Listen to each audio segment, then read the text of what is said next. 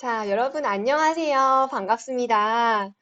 딱 3시가 돼서요. 교육 시작해 보도록 하겠습니다. 먼저 만나서 너무너무 반갑습니다. 저는 SCS 아카데미에서 근무하고 있는 심은진 책임 강사라고 합니다. 제 얼굴이 하단에 쬐끄맣게 보이는데요. 조금 더 크게 보고 인사를 드리도록 할게요. 제 얼굴이 커진다라고 해서 깜짝 놀라지 마시고, 어디서 많이 본 강사인데 라고 느껴지시면 그때 기억을 떠올려 주시면 좋을 것 같습니다. 네, 아유, 반갑습니다. 여러분들 이렇게 유튜브 라이브로 만나 뵙게 돼서 굉장히 좀 설렙니다. 개인적으로 줌도 여러 번 해보고 뭐 온나라 시스템도 이용을 좀 해봤지만 유튜브를 통해서 소통하는 거는 말로만 들었지 오늘 이렇게 처음 해보다 보니까요 굉장히 설레고 또 굉장히 또 기대감이 큽니다. 한 시간 좀 짧은 시간이긴 하지만요 여러분들과 많이 소통할 수 있도록 준비했으니까 같이 함께 해주시면 좋을 것 같습니다. 자, 저는 다시 우측 하단에 우측 하단에 작은 모습으로 좀 돌아가도록 하겠습니다. 저희 지난 6월에 만났었어요. 혹시 기억하실지 모르겠지만 그때는 온라인 그 줌으로 해서 여러분들을 찾아뵀었고 오늘은 이렇게 유튜브를 통해서 만나 뵙게 됐네요. 앞으로도 이제 어떤 채널을 통해서 만나게 될지 모르겠지만 그때도 이렇게 반갑게 함께 인사할 수 있었으면 좋겠습니다. 자, 시작하면서요, 교육 관련해서 몇 가지 좀 안내를 드리고자 합니다. 여러분 잘 아시겠지만 교육에서 가장 중요한 건 바로 출석 체크죠. 출석 체크. 지금 현재 온라인으로 출석 체크가 진행되고 있습니다. 따라서 혹시 이제 PC로 들어오시는 분들 같은 경우에는 두 가지 방법이 있습니다. 우측 상단에 보면요, 채팅창이 있습니다. 채팅창에 약간 곤색으로 된 제목이 된 부분을 클릭하셔야 돼요. 그래서 클릭하면 거기 링크가 뜹니다. 그 링크 통해서 출석 체크가 가능하고요. 또는 스크롤을 조금만 내리시면요. 화면 하단에도 마찬가지로 구글 설문 링크가 있습니다. 그걸 통해서 우리 출석 체크를 할 수 있으니까 꼭 출석 체크를 해 주시면 좋겠습니다. 만약에 내가 이제 PC가 아니라 모바일로 들어왔다라고 하시는 분들께서는요. 지금 제가 설명드리는 방법으로 들어와 주시면 될 것 같습니다. 모바일도 마찬가지인데요. 일단 화면 하단에 약간 이 아래쪽을 향하는 화살표 모양이 있어요. 네. 그걸 누르면 마찬가지로 이제 링크가 보이게 되고요. 또는 실시간 채팅이라고 된 아이콘을 눌러 주셔도 되겠습니다. 그래서 실시간 채팅창을 누르면 거기 상단에 또 본색 박스로 이렇게 어, 출석 체크를 할 수 있는 링크가 있으니까요. 그 링크 통해서 꼭꼭 들어와 주시면 되겠습니다. 열심히 들었는데 출석 체크가 안 되면 너무 속상하잖아요. 그렇죠? 그러니까 출석 체크 방법 여러분들 편하신 방법대로 해서요. 꼭 무리 없이 진행해 주시면 좋을 것 같습니다. 자, 이렇게 채팅에서 이제 우리 그 출석 체크하는 것까지 말씀을 드렸고요. 그리고 제가 여러분들께 당부의 말씀을 좀 드리고자 합니다. 좀 안타까운 부분 중에 하나인데요. 우리 오늘 저와 얘기할 수 있는 창구는 오로지 채팅밖에 없어요. 예, 정말 슬픕니다. 눈물이 막 나요. 그래서 여러분들 채팅 참여를 기대합니다. 여러분들의 채팅 참여가 저를 웃게 하고요. 예, 저를 행복하게 하고요. 예, 그렇기 때문에요, 여러분들. 채팅 참여를 기대하고 채팅 참여를 많이 해줄수록 선물이 쏟아질 수가 있습니다. 제 지갑이 열립니다. 그러니까요, 채팅 참여 같이 해서 적극적으로 함께 해주시면 감사드릴 것 같아요. 제가 어떻게 선물을 드리느냐, 그냥 드리면 재미가 없어서 좀 뽑기를 준비를 했어요. 준비 많이 했죠. 아까 채팅창에서 가장 먼저 이제 채팅으로 인사를 해주셨던 우리 선생님이 계세요. 우리 그 선생님이 성함이 최문영 선생님 되시는데요. 우리 최문영 선생님께서는 제가 1등으로 채팅창에 인사말을 남겨주셨기 때문에 선물을 드린다라고 약속을 했어요. 지금 우리 최문영 선생님께서는 채팅창에 1부터 15까지의 숫자 중에 마음에 드는 숫자 하나를 골라주시면 제가 그 숫자 뒤에 어떤 선물이 숨어 있는지 열어드리도록 하겠습니다. 자, 꽝도 있냐고 물으신다면, 네, 꽝도 있습니다. 꽝도 있습니다. 근데 저도 기억이 잘 안 나요. 제가 어디에 꽝을 숨겨놨는지. 네, 하지만 우리 최문영 선생님께서는 1등으로 오셨기 때문에 제가 혹시 꽝이 나온다고 할지라도 다시 기회를 드릴 테니까요. 우리 최문영 선생님께서는 채팅창에다가 지금 숫자를 하나 올려주시면 되겠습니다. 네. 최문영 선생님, 네, 숫자 하나 골라주세요. 네. 그리고 또 제가 약속한 게 2등으로 들어오신 선생님께도 제가 선물을 드린다라고 말씀드렸거든요. 그래서 홍성종 선생님께서도 지금 숫자를 채팅창에 올려주시면 제가 선물을 드리도록 하겠습니다. 네. 여러분 기대되지 않으실까요? 선물? 네, 자, 어서 채팅창에다가 숫자를 올려주시면 되는데, 자, 숫자가 계속 안 올라오면 어떡하죠? 네, 별수 없이 들어오시는 분들께 이제 다시 한번 기회를 드려야 될 것 같아요. 아, 자꾸 끊긴다라고 얘기를 하셨는데, 네. 최문 선생님 안 계신 것 같다라고 하셨어요. 그랬더니 우리 최세림 선생님께서 오, 예! 라고 하셨는데, 별수 없네요. 우리 최문영 선생님께 갈 선물을 우리 최세림 선생님께로 돌리도록 주워 먹었다 이런 표현 쓰죠. 우리 최세림 선생님 숫자 하나 올려주세요. 네. 최세림 선생님 숫자 1부터 15까지 중에 네, 주워 드셨어요. 축하드려요. 이거 능력이에요, 이것도. 숫자 7. 네, 숫자 7 말씀해 주셨어요. 자, 숫자 7 뒤에는 어떤 선물이 들어있는지 제가 같이 보여드리도록 하겠습니다. 와, 축하드려요! 네.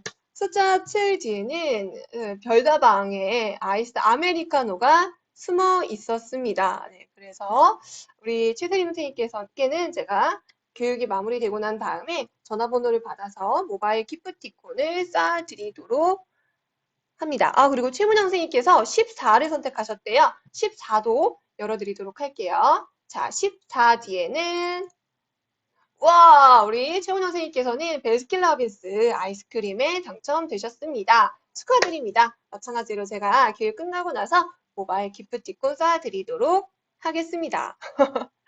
이렇게 선물이 중간중간 숨어 있어요. 그러니까 잘 해주시면 좋겠습니다. 시간이 지금 3시가 넘어가고 여러분들 약간 나른하고 졸릴 시간인데 어떻게 좀 커피 한 잔씩 하셨는지 모르겠습니다. 여러분들 제가 질문을 좀 하나 드려보려고 하는데요. 혹시 커피하면 떠오르는 노래 뭐가 있으세요? 커피하면 어떤 노래가 좀 떠오르는지 우리 채팅창에다가 한번 적어보도록 할까요? 네. 커피하면 떠오르는 노래, 커피하면 어떤 노래가 떠오를까요? 네. 저도 한 가지 노래가 좀 떠올려지기는 하는데요. 우리 여러분들의 채팅창을 조금 기다리다 보니까 로딩 시간이 좀 걸리네요. 네. 어떤 분들 같은 경우에는요, 이 커피하면 떠오르는 노래라고 했었을 때, 네, 커피하면 떠오르는 노래라고 했었을 때, 커피 한 잔이란 노래를 떠올릴 수도 있어요. 이게 펄 시스터즈라고 하는 가수분이 불렀다라고 하는데 저는 솔직히 잘 누군지는 잘 모르겠는데 노래 들으니까 알 것 같아요. 1968년 곡이라고 합니다. 네. 10cm 우리 최세림 선생님 선물 받고 예, 아주 그냥 적극적으로 참여하고 계세요. 예. 그쵸. 10cm의 아메리카노가 떠올려지는 분도 있고 또는 샵에 내 입술 따뜻한 커피처럼 이라고 하는 노래가 떠올려진다라고 하는 분도 계시더라고요. 예, 이렇게 우리는 커피하면 떠오르는 노래 이렇게 좀 통해서 그 사람이 대충 어느 시대에 젊은 그 시대의 시간을 보냈는지를 예측할 수가 있죠. 자, 그러면 또 하나, 이건 어떠세요? 저번에 유퀴즈 보니까, 이걸 가지고 세대를 구분을 한다라고 하더라고요. 여러분들 같이 한번 참여해 보도록 할게요. 유리 있잖아요, 유리. 사람 이름 유리. 자, 유리를 들었을 때 딱 떠올려지는 그룹 있으세요? 유리는 어느 그룹의 멤버일까요? 먼저 떠올려지는 그룹이 있다라고 하면 채팅창에다가 올려주시면 되겠습니다. 자, 굉장히 많더라고요, 생각보다. 유리, 자, 어느 그룹의 멤버였을지 우리 여러분들 의견 채팅창으로 한번 보고 네, 제가 계속 이야기 이어나가 보도록 할게요. 우와, 우리 형준 선생님께서는 소녀시대라고 말씀해 주셨는데, 아, 젊어요. 네, 젊어요, 젊어요. 네. 또, 유리라고 했었을 때 떠올려지는 그룹 또 있으신가요? 꽤 있을 텐데, 한 네 가지 정도로 나뉘게 되더라고요. 어떤 그룹이 좀 떠올려지시는지, 우리 유튜브 채팅창을 통해서 여러분들 의견 한번 들어보도록 하겠습니다. 제가 지금 말을 하고 있는 것과 채팅창에 올라오는 글이 약간의 이 텀이 좀 있어서 여러분들 제가 중간에 좀 말이 없다라고 할지라도 이게 끊긴 게 아니라 제가 좀 기다리고 있다고 생각하시면 좋을 것 같아요. 네. 우리 지희수 선생님께서는 쿨. 아, 네. 쿨. 그쵸, 여러분들. 쿨. 만약에 여러분들께서, 이 유리라고 하는 이름을 듣고, 네, 우리 현옥 씨, 네, 쿨이 먼저 떠올려졌다라고 하면 과연 어떤 세대일지 이따가 한번 보도록 해요. 자, 또, 우리 그 핑클의 성유리 씨도 있어요. 그쵸, 성유리 씨. 네. 핑클이 떠올려졌다라고 하는 분들은 또 어떤 시대인지. 자, 그 다음, 소녀시대죠, 소녀시대. 소녀시대의 유리가 딱 떠올랐다라고 하시는 분도 계실 거고요. 자, 마지막은, 저는 솔직히 잘 몰랐어요. 네. 아, 우리, 어떤 분께서요, 유리상자라고 센스 있는 답변 보내주셨어요. 네, 유리상자. 굉장히 창의적인데요. 네. 그리고 또 아이즈원이 떠올려진다라고 하는 분도 계셨습니다. 네, 자, 이렇게 유리라고 했었을 때 이 떠올려지는 그룹이 굉장히 좀 다양한데요. 자, 이렇게 떠올려지는 이 그룹의 이름을 가지고도 우리 여러분들의 세대를 짐작할 수가 있다라고 합니다. 네, 소녀시대, 쿨. 근데 가장 많은 게 소녀시대가 가장 많은 것 같아요. 우리 강정희 선생님, 김선희 선생님, 박찬원 선생님 모두 다 네, 우리 소녀시대를 먼저 얘기해 주셨어요. 네, 감사합니다. 자, 그래서 우리가 그 지금 얘기했던 걸 통해서요. 우리가 어떤 세대를 살아왔는지를 짐작을 할 수가 있는데 아까 쿨이라던가 아니면은 핑크 있잖아요. 예. 그런 그룹을 먼저 떠올렸다라고 하면은 X세대라고 이야기를 많이 합니다. 네. 이제 쿨 자체는 94년 그리고 이제 그 핑크 같은 경우에도 그 중반에 98년도쯤에 데뷔를 했거든요. 그래서 X세대다라고 이야기를 하고 만약에 소녀시대가 떠올랐다라고 하면요. Y세대 라고 이야기를 합니다. 자, 그리고 Z세대 같은 경우에는요, 아까 맨 마지막에 나왔던 아이즈원을 먼저 떠올린다라고 이야기를 하는데요. 우리가 이 Z세대를 조금 두 개로 쪼개서 MZ세대다라고도 이야기를 많이 하죠. 그래서 MZ세대는 잘 아시겠지만 밀레니얼 세대 더하기 Z세대를 합해서 이르는 말입니다. 여러분들은 어떤 세대에 살고 계셨습니까? 네, 여기 지금 듣고 계시는 분들 중에는 X세대도 있을 거고 아니면 Z세대까지 굉장히 다양한 분들이 듣고 계시지 않을까라고 좀 생각이 드는데 자, 같은 세대를 살아온 분들께서는 아마 떠올려지는 이 유리라고 하는 이름의 그룹 커피라고 했었을 때 떠올려지는 노래가 아마 거의 동일할 거예요. 우리가 왜 그러냐면 그러한 효과를 코호트 효과다라고 이야기를 합니다. 코호트 효과. 코호트는 라틴어에서 왔는데요. 좀 쉽게 설명을 하자면 같은 뜰에서 이게 같은 그 코가 뜰을 의미한다라고 하거든요. 그래서 같은 공간에서 훈련받은 무리들을 의미를 한다라고 해요. 그렇다 보니까 아무래도 비슷한 시대에 출생하고 그렇죠? 그러면 당연히 비슷한 경험을 공유할 수밖에 없겠죠. 더 나아가면 비슷한 가치관이나 행동 양식까지 갖게 되는 것을 우리가 코호트 효과다라고 이야기를 합니다. 좀 바꿔 말하면 동시대의 집단 효과다라고 이야기를 하죠. 네. 아무래도 이렇게 동시대를 살아오지 않은 사람들끼리는 가치관이라던가 행동 양식이 다르기 때문에 소통에 있어서 어려움이 있을 수밖에 없습니다.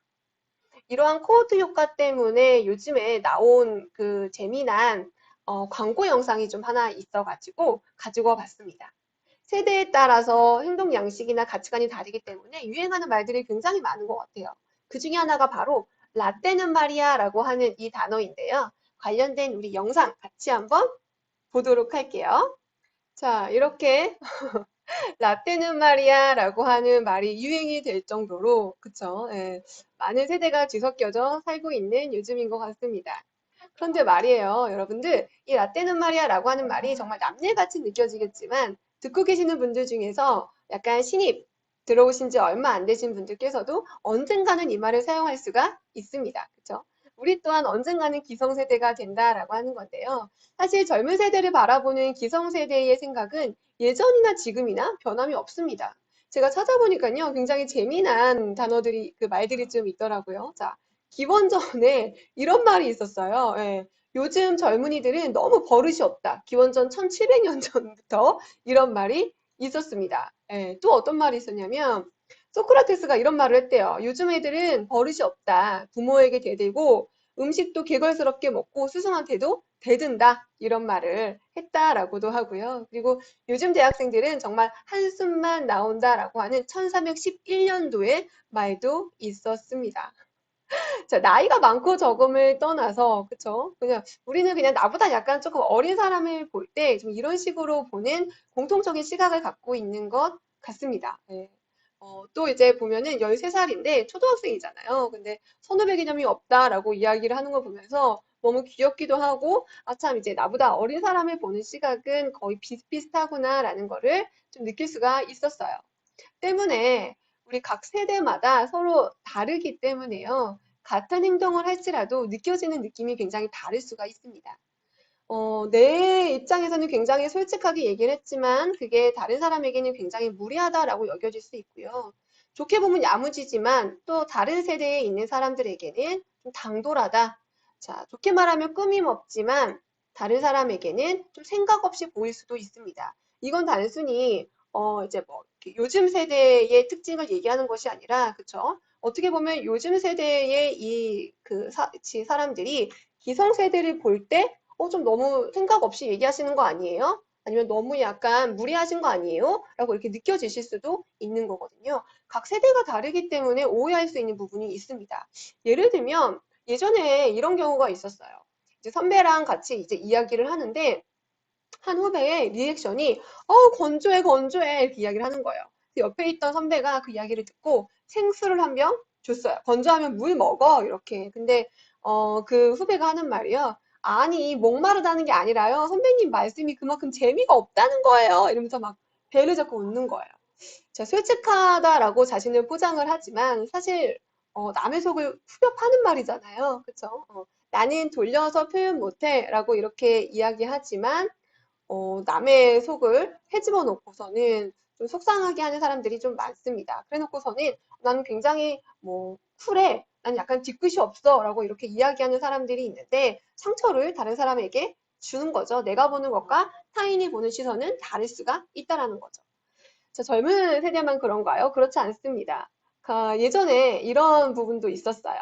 약간 조금 연세 있는 상사분께서 아유 우리 은진이는 날이 갈수록 이렇게 통통해져. 남자친구 밥 몰래 다 뺏어 먹나 봐. 이러면서 막 혼자 웃으시는 거예요. 근데 그 당시에 그 은진이라고 하는 가명을 쓴 이 사람이 굉장히 뚱뚱했단 말이죠. 네. 그러면 그 사람에게는 이게 장난이 아니라 굉장히 속상하고 좀 가시에 찔린 것 같은 느낌으로 와닿을 수가 있습니다.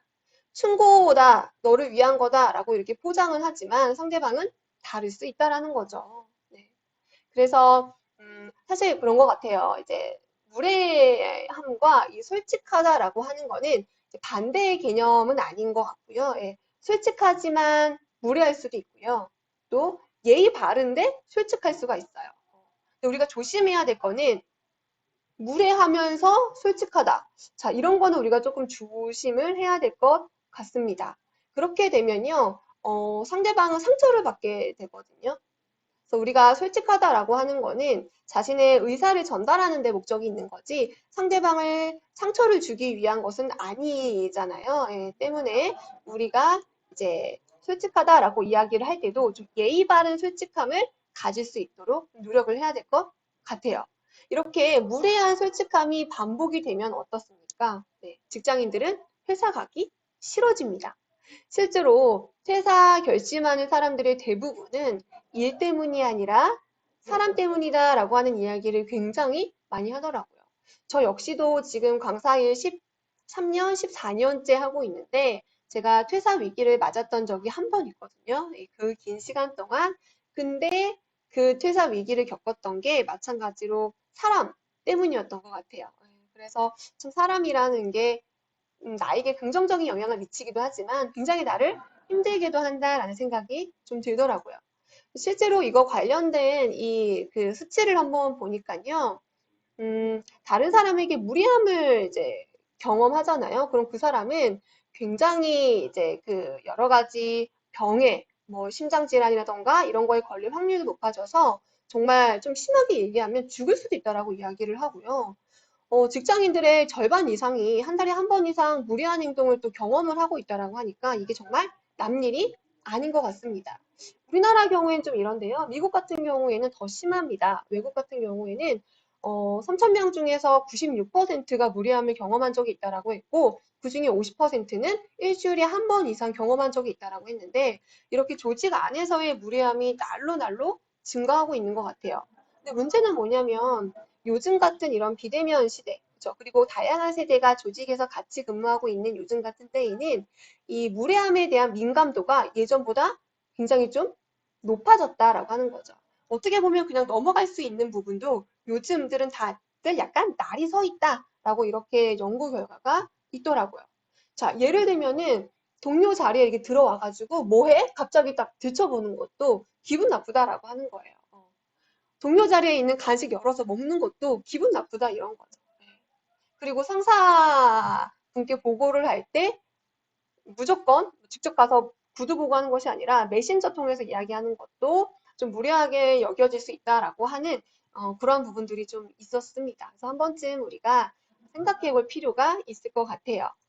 때문에 우리가 팀원이든 아니면 내가 중간에 낀 직급이든 아니면 상위 관리자든 간에요. 이러한 이 무례함 그리고 조직 안에서의 약간의 이런 좀 협력을 위해서 필요한 스킬들을 우리가 좀 배워야 하는데요. 제가 카츠 모델 굉장히 많이 이야기했어요. 그래서 카츠 모델 통해서 이 카츠 모델이라고 하는 거는 조직 행동론이라고 하는 부분에 나오는 건데요. 사실 일반적으로 직급이 올라갈수록 하는 일이 다르잖아요. 그렇죠? 예.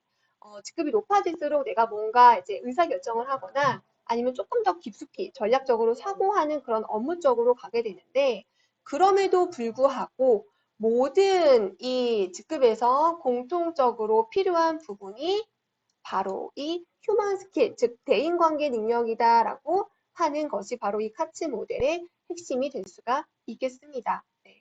그래서 요즘 같이 이렇게 여러 세대가 아우러져 있고 코호트 효과도 있고 그렇죠. 네. 그리고 좀 비대면으로 업무하는 그런 부분들이 좀 늘어나고 무례함에 대한 이 빈도도 늘어나고 이럼에 따라서 우리가 약간 인간관계 쪽 그렇죠. 휴먼 스킬, 소통 협업 스킬 쪽에 초점을 맞춰야 될 필요가 있습니다.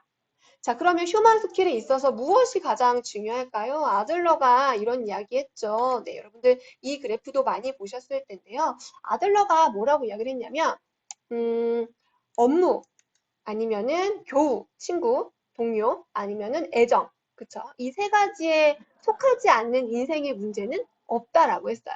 그런데 보세요. 업무 관계, 뭐 교우 관계, 애정 관계 모두 다 결국에는 인간관계, 대인관계거든요. 예, 그래서 인간의 모든 고민들은 이 대인관계에서 비롯된다라고 이야기를 했고, 그 다음에 이 네 가지를 들면서 이 중에서 가장 바꾸기 쉬운 것이 어떤 것인지 한번 얘기해 달라라고 이제 책에서 얘기를 했습니다.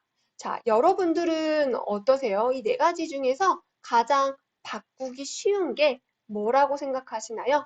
자, 1번은 자신, 2번은 상대방, 3번은 관계, 네 번째는 환경입니다. 자, 채팅창에다가요, 우리 네 가지 중에서 가장 바꾸기 쉬운 순서대로 한번 나열을 해볼까요? 네. 가장 바꾸기 쉬운 것부터 가장 바꾸기 어려운 것까지 한번 나열을 해보도록 하겠습니다. 네. 자, 가장 바꾸기 쉬운 것부터 가장 바꾸기 어려운 것까지 한번 나열을 해보도록 할게요. 사람마다 다 다르긴 하겠지만 여러분들의 생각이 너무 궁금합니다. 네, 지금부터 채팅창에다가 자신, 상대방, 관계, 환경 중에서 바꾸기 쉬운 순서대로 한번 나열을 해 보도록 하겠습니다. 자, 지금 제가 알고 있기로는, 지금 제가 보이기로는 12분 정도 듣고 계세요. 그래서, 아까 그 광고 영상처럼 4,000명 들을 거 기대했었는데, 12분 적극적으로 연락 올려주시면 선물 많이 타갈 수 있으니까요. 우리 채팅창에다가 이 네 가지 중에서 바꾸기 쉬운 순서대로 한번 나열해 보도록 할게요. 아, 댓글 올라왔어요. 제가 오늘 교육의 정신적 지주로 삼겠습니다. 우리 최세림 선생님, 네, 어디 가지 마시고 끝까지 네, 함께 해주세요. 네, 저의 정신적인 지주예요. 선생님 없으시면 제가 멘탈이 흔들립니다. 네, 꼭 계셔주시고 선생님께서는 자신, 환경, 관계, 상대방이라고 말씀해 주셨어요. 즉, 내 자신이 가장 바꾸기 쉽고 상대방이 가장 바꾸기 어렵다라고 얘기하셨는데요. 우리 또 지희숙 선생님께서는 자신, 관계, 환경, 상대방. 거의 비슷했어요. 그쵸? 어쨌든 내가 가장 바꾸기 쉽고 상대방을 가장 바꾸기 어렵다라고 하는 이 부분에 대해서는 공통적인 것 같습니다. 아들러도 그렇게 얘기를 했거든요. 아들러도 나를 가장 바꾸기 쉽고 그 다음에 바꾸기 쉬운 게 관계. 내가 바뀌면 관계가 바뀌니까. 그리고 환경. 그 다음에 상대방이다라고 이렇게 이야기를 했습니다. 여러분들도 한번 생각해 보시면 좋을 것 같아요. 타인이 끊임없이 자꾸 나를 바꾸려고 노력한 적이 있나요? 네, 저는 좀 있는 것 같아요. 저희 남편이 저를 끊임없이 바꾸려고 노력을 많이 했어요. 제가 약간 우유부단하거든요. 잘 못 골라요. yes or no를 잘 못합니다. 근데 그때 자꾸 답답해하고 선택이 느린 거에 대해서 굉장히 답답해하면서 좀 이제 저를 바꾸려고 노력을 했는데 실제로 제가 바뀌진 않았던 것 같아요. 대신에 본인이 제 선택까지 같이 하더라고요. 네. 너 이거 먹을 거지? 내가 이거 골라줄게. 이런 식으로 본인이 좀 변화하더라고요. 그게 더 쉬운 방법이라는 것을 살면서 좀 터득하는 것 같습니다. 제가 요즘에 즐겨보는 프로그램 중에 하나가 금쪽인데요. 금쪽이. 예, 금쪽 같은 내 새끼 이거 보는데 예전에 우리 아이가 달라졌어요 라고 하는 프로그램의 연장선상인 것 같아요. 근데 여기서 보면요. 특징이 하나가 있는데 여기서 우리 오은영 박사님이 꼭 금쪽 처방을 내려줍니다. 그러니까 부모님이 의뢰를 하죠. 부모님이 우리 아이한테 이런 문제가 있습니다. 라고 이렇게 의뢰를 하면 오은영 박사님이 금쪽 처방을 누구한테 내려주나요? 아이한테 내려주나요? 아니에요. 부모한테 내려주는 거죠. 그렇죠? 아이를 변화시키기 위해서는 부모가 먼저 변해야 돼요. 즉, 의뢰한 본인이 먼저 바뀌어야 된다라고 하는 거죠. 그래서 우리가 좀 먼저 바뀌어야 관계가 바뀔 수가 있고 이 관계가 바뀌면 우리 당연히 조직 문화가 바뀔 수 있는 것 같습니다. 자, 그러면 어떻게 변해야 하는가? 저는 이런 생각을 좀 많이 하거든요. 여러분, 호저의 딜레마라고 들어보셨습니까? 이게 좀 쉽게 이야기를 하면요. 이 호저라고 하는 동물이 약간 이 고슴도치하고 비슷하게 생겼어요. 고슴도치보다 조금 더 무섭게 생겼더라고요. 근데 이 그 호저들은요, 이렇게 뾰족뾰족하잖아요. 털이 훨씬 더 길고 막 엄청 뾰족뾰족하더라고요. 근데 이 호저들은 날씨가 추워지면 서로 이렇게 모여들어서 체온을 나누는 습성이 있는데, 즉 가까이 가면 어때요? 서로의 가시에 좀 찔리기 마련이죠. 예. 그래서 좀 상처를 입혀가면서 시행착오를 무수히 겪는데요. 그러다가 그 자신만의 적당한 거리를 유지하게 된다라고 하는 것이 바로 이 호저의 딜레마입니다. 근데 이게 사실 인간관계도 마찬가지잖아요. 인간관계도 너무 가까우면 상처를 받고 너무 멀어지면 춥고 외로워서 그조차도 또 힘들고 상처를 받게 됩니다. 서로를 이제 찔러서 아프게 하지 않으려면 일정한 거리 유지가 좀 필요한데요. 이 거리 유지라고 하는 게 너무 무조건 우리 거리두기처럼 막 1m를 간격을 유지해라 이런 의미는 아니에요. 자, 어떤 의미인지 한번 보도록 할 건데 재미있는 사실은 여기서 프로이트라고 하는 사람이 이렇게 말했대요. 근데 저는 약간 이 말에 대해 공감을 많이 했는데요. 고슴도치의 딜레마, 이 가까울수록 상처를 주는 관계가 없는 관계는 유일하게 한 가지 관계밖에 없대요. 바로 엄마와 아들밖에 없다. 라고 이렇게 이야기를 했대요. 제가 볼 때는 엄마와 뭐 딸도 같이 해당이 될 것 같은데 맞는 것 같아요. 네. 이제 저도 저희 친정어머니가 있고 저도 아이가 있지만 가깝다라고 해서 뭐 서로 상처도 줄 때도 있지만 그렇다고 해서 막 거리를 유지하려고 하는 것 같진 않거든요. 네. 그래서 그렇게 이야기를 좀 하더라고요. 그래서 적당한 거리 두기가 필요한데, 자, 어떻게 거리를 둬야 되냐면요, 여러분들. 아무리 친한 사이라도 좀 선을 넘지 않아야만 하고요. 또 아무리 어렵고 힘든 사이라도 언제든지 내가 가까이 가서 무언가 요청할 수 있도록 좀 마지노선이 있어야 돼요. 무조건 너무 멀리 가면 안 돼요. 그쵸? 우리가 일을 하면서 협조가 필요하고 협력이 필요할 수가 있는데 언제든지 요청할 수 있는, 다가갈 수 있는 그러한 거리 안에 내가 있어야 된다는 거죠. 그래서 우리가 현명한 관계 맺기를 할 필요가 있다라고 이야기를 드리고 싶습니다. 자, 그러면 현명한 관계 맺기 시작, 과연 무엇일까요? 자, 제가 여기서 퀴즈를 내고 상품을 하나 드리도록 하겠습니다. 자, 이분 기억하시나요? 이분 기억하시나요? 예, 자, 2019년도에 강릉시청 우리 코로나 그때 전이어가지고 이때는 집합교육을 했었는데 전 직원 교육을 하셨어요. 그래서 이때 여러분들 그 강당에 모여서 이제 이야기를 직접 들었는데요. 이 강사님께서요, 어, 이 모든 교육생 문제를 여러분들을 앞에 두고 강조하셨던 게 하나 있습니다. 제가 볼 때는 그게 바로 관계 맺기의 시작인 것 같다라는 생각이 좀 드는데, 과연 이 강사님께서 2019년도 교육 당시에 가장 강조했던 하나, 막 연습까지 막 시켰어요. 여러분들 막 하기 싫어했는데도 막 연습을 시켰는데, 과연 무엇에 대해서 연습을 시켰을까요? 혹시 기억나시는 분은 이 채팅창에다가 써주시면 좋겠습니다. 2019년도 당시에 사진상에 보이는 이 강사님께서 어떤 부분을 강조하고 연습을 막 시키셨을까요? 제가 그 손발이 오그라들었거든요. 그 연습할 때. 근데 저희 팀장님께서는 이럴 때일수록 연습이 필요하다라고 하면서 연습을 많이 시켰던 경험이 있습니다. 네, 자, 혹시 기억나시는 분 어떤 거에 대해서 다 같이 연습을 했었는지 힌트는 우리 지희수 선생님 정답 나왔습니다. 그때 자리에 계셨는지 모르겠습니다만 그쵸. 그때 우리 저희 팀장님께서 인사 연습을 굉장히 많이 하셨어요. 700명 되시는 분들 앞에서 다 같이 안녕하십니까 이 인사를 너무나도 열심히 시켰던 기억이 있습니다. 그래서 관계 맺기의 첫 시작은 바로 인사입니다.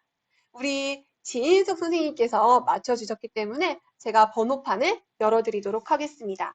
아까 앞에서 나왔던 번호를 빼고 해주셔야 되거든요. 그래서 7하고 14를 제외하시고 번호 하나 불러주시면 제가 열어드리도록 하겠습니다. 네, 우리 지인숙 선생님 축하드리고요. 번호 하나 뽑아주시면 제가 열어드리도록 하겠습니다.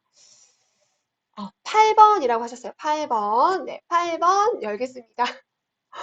저 꽝이 나올까봐 두근두근한데요. 자, 8번 뒤에는 와, 축하드립니다. 베스킨라빈스 아이스크림에 당첨되셨습니다. 네, 제가 마찬가지로 교육 끝나고 쏴드리도록 할게요. 네. 자, 그래서 관계 맺기 시작. 바로 인사입니다. 우리 인사에 대한 얘기 조금 하려고 하는데, 여러분들 인사말 많이 쓰시잖아요. 뭐, 안녕하십니까, 안녕하세요, 반갑습니다, 고맙습니다, 이런 말 많이 하는데, 우리가 이제 하는 이런 인사말에는 굉장히 좋은 뜻이 많아요. 그쵸? 이 안녕하십니까의 이 영자가요, 영원의 영자까지 포함하고 있다라고 해서, 단순히 그냥 몸만 안녕하냐, 이런 뜻뿐만이 아니라, 당신의 영혼까지 뭐 편안하시냐, 이런 깊은 뜻이 있다라고 하고요. 반갑습니다의 이 반도 신을 의미한다라고 해요. 당신은 신과 같은 존재입니다. 라고 하는 뜻을 갖고 있다라고 하죠.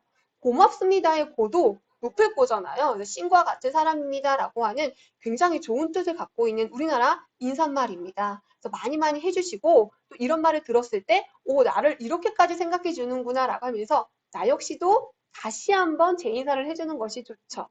자, 여러분들 강릉시청 내부적으로는 어떻게 좀 인사하고 계세요? 서로서로 인사 문화 잘 자리 잡혀 있는지 궁금합니다. 제가 TV를 보다 보니까요, 재미난 영상이 좀 하나 있어서 가지고 봤는데요. 이 직원분이, 물론 이제 한 4년 차쯤 된 직원분인데, 인사를 하는 모습이 굉장히 좀 인상이 깊더라고요. 같이 한번 영상 보도록 하겠습니다. 자, 여러분들 인사 어떻게 좀 잘 보셨습니까? 사실 인사는 우리 할 줄 몰라서 아는 사람은 없잖아요. 그쵸? 여러분들 뭐 제가 인사 이렇게 하세요라고 이야기하는 건 별로 의미 없고, 그리고 사실 뭐 그게 그렇게 중요한 것 같지는 않습니다. 그래서 인사를 해야 한다라는 건 알고 있는데, 중요한 건 인사를 어떻게 하느냐가 중요한 것 같아요. 아까 그 영상에서 봤었을 때 제가 좋게 본 거는, 이게 좀 굳이 허리를 숙이지 않더라도 눈을 맞추면서 인사를 한다라는 거는 정말 좋은 부분이었던 것 같아서 제가 좀 영상으로 준비를 해봤는데, 잘 아시다시피 메러비안 법칙에서도 우리가 이제 사람의 호감이나 비호감을 결정짓는 데 있어서 가장 중요한 게 시각적인 요소다라고 하는 이야기가 있습니다. 그렇죠? 그래서 시각적인 요소, 청각적인 요소가 중요하지 안녕하세요라고 하는 이 말의 이 메시지의 힘은 상대적으로 그렇게 크지 않다라고 하는 거죠. 그래서 가급적이면 인사를 할 때는 눈을 바라보면서 하는 것, 그렇죠? 그리고 잘 들릴 수 있도록 하는 것, 그리고 상황에 맞게끔 엘리베이터 안에서 큰 소리로 막 하기는 하는 건 예의가 또 아니잖아요. 그러니까 상황에 맞게끔 좀 목례를 한다던가 이런 식으로 좀 변경된 인사를 하시면 좋을 것 같습니다. 그래서 표정도 좋아야 되고 음성도 좋아야 되고 그리고 상황에 좀 맞아야 된다라고 하는 거 이 3박자를 좀 기억해 주시면 좋을 것 같고 이게 인사의 원칙인데 제가 인사의 원칙에서 빼놓은 게 하나 있어요. 그게 뭐냐면 누가 먼저 하는가라고 하는 부분입니다. 사실 요즘에 많이 이슈가 되더라고요. 이제 온라인 게시판에 보면은 이런 글이 하나 있어서 가지고 와 봤는데요.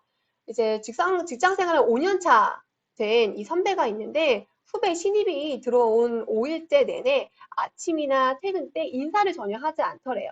따로 불러다가 인사 좀 하고 다니자라고 이야기를 했더니 그 신입이 아니 인사는 아무나 먼저 하면 되지 좀 꼰대 같다라고 이렇게 이야기를 했다라고 하는 이 글이 좀 이슈가 됐는데요.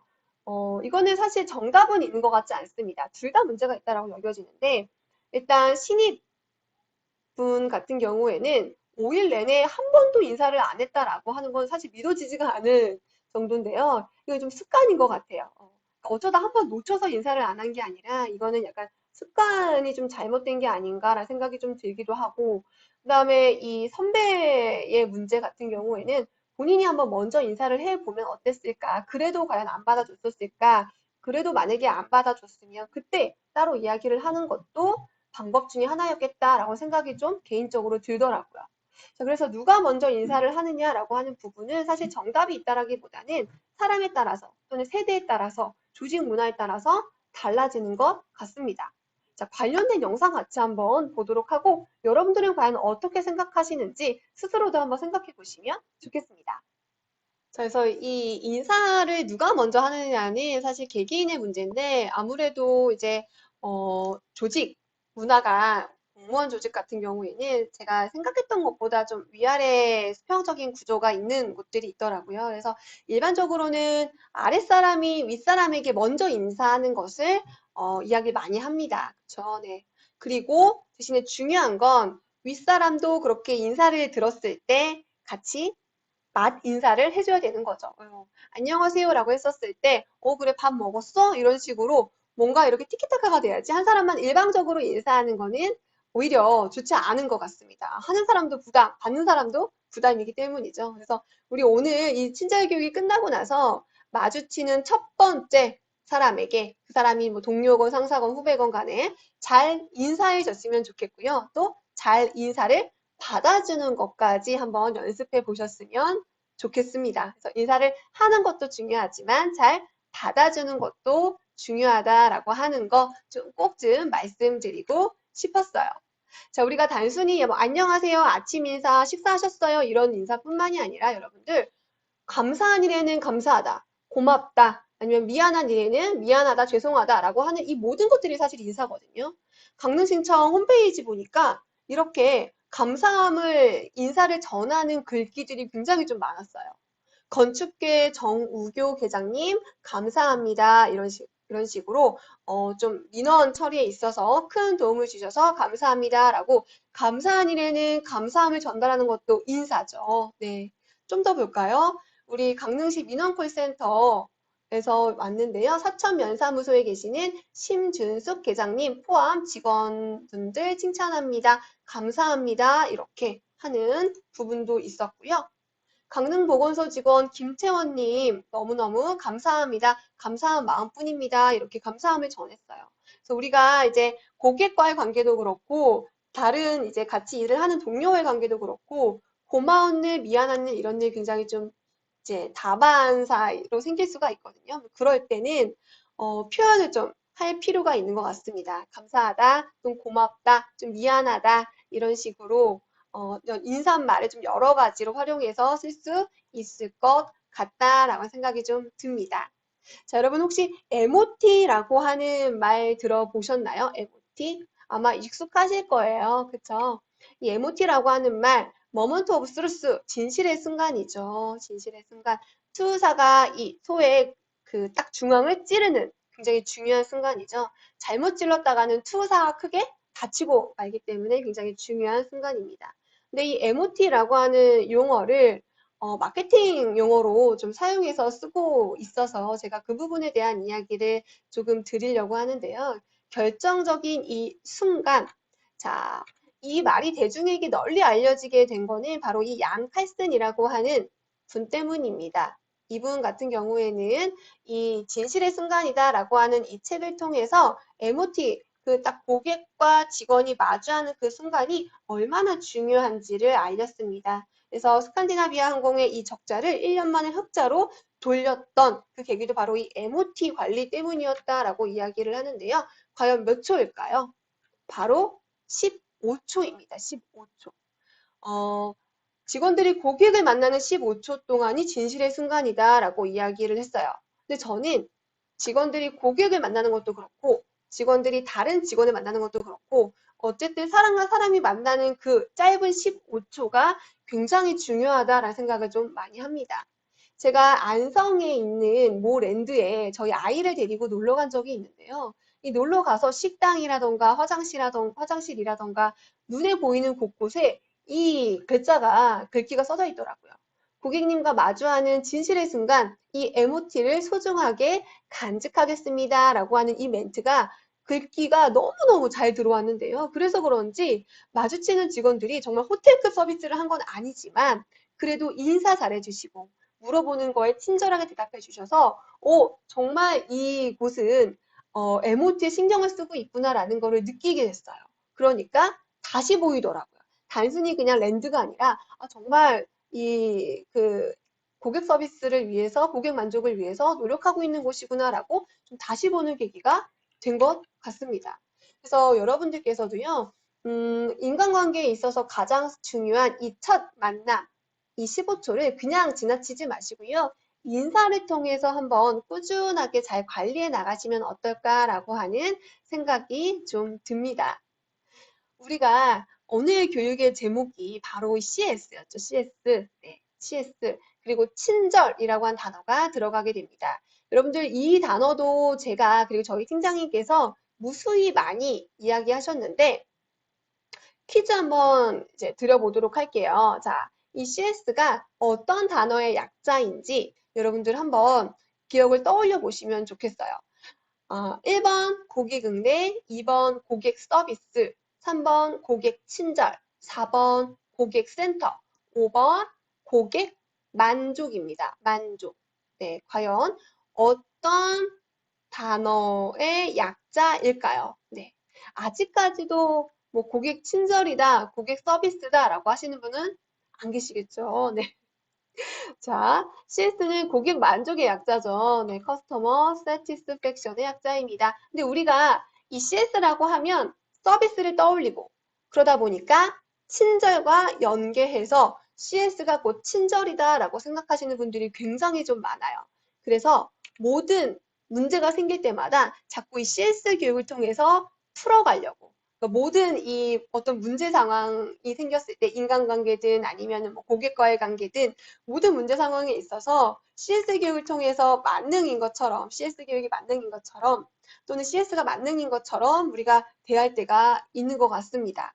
근데 일찍이 우리 그 2007년도에 백종원 선생님께서 장사 이야기라고 하는 책을 통해서 어떤 이야기를 했냐면 고객 만족이라고 하는 부분에 있어서 이야기를 하셨는데요.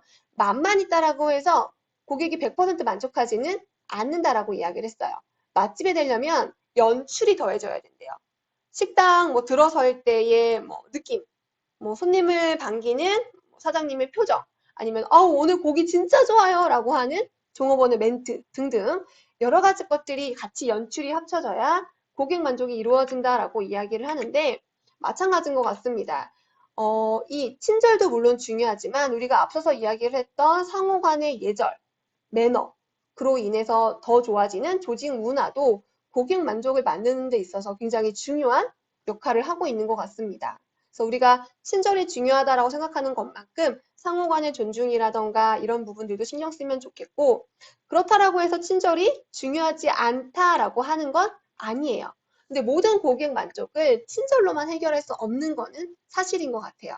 하지만 고객의 이 그 약간의 조금 있었던 이 불씨를 정말 큰 불만으로 번지는 것을 예방할 수 있는 것 또한 바로 이 친절의 역할인 것 같아요.